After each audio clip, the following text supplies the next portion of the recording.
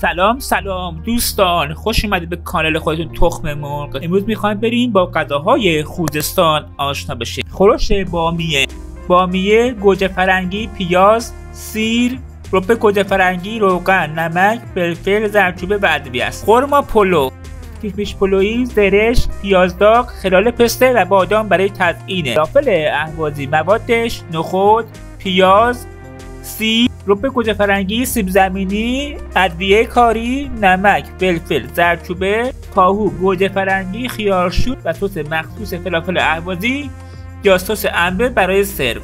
قلیه تخم موادش تخم مرغ، پیاز نگینی، سیر، گشنیز، شوید، رب گوجه فرنگی، آرد سفید، تمر هندی، زردچوبه، روغن تازه و سبزی خوردن برای سرو.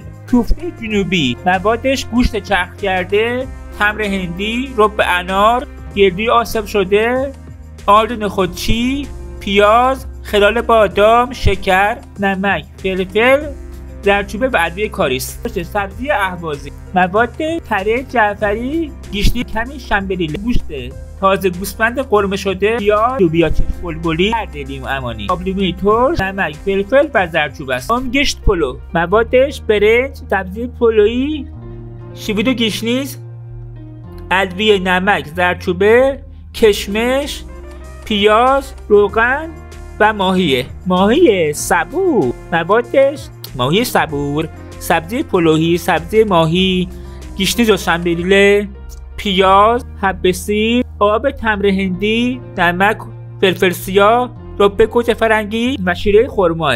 کعبه عربی موادش برنج نیمدونه، گوساله بدون استخوان، پیاز، کشمش، مغز گردو، فری، خلال بادام، تخم مرغ، نمک، زردچوبه و روغنه. آش آبادانی موادش نخود، لوبیا سفید، برنج، عدس، گوشت گوسفندی، پیاز، تره، نمک، فلفل قرمز و سیاه و زردچوبه است. میگو پلو موادش برنج، میگو، معطر مانند گشنیز و شنبلیله، تمر هندی نه فلفله. سوسیس بندری موادش از سوسیس، پیاز، ادویه و رب گوجه فرنگیه. آش ماسوا موادش گوشت، نخود، برقول گندم، پیاز، کشک ساییده شده، سبزی اسفناج، گشنیز، تره جعفری، روغن، نمک، فلفل قرمز و زردچوبه است. آش درشت دسفول موادش برقول گندم، آب، کشمش، پیاز نگین، زردچوبه، ادویه کاری، روغن حیوانی یا کره، نمک و فلفله. اوپیوزی موادش پیاز، نمک، فلفل، زردچوبه، روغن،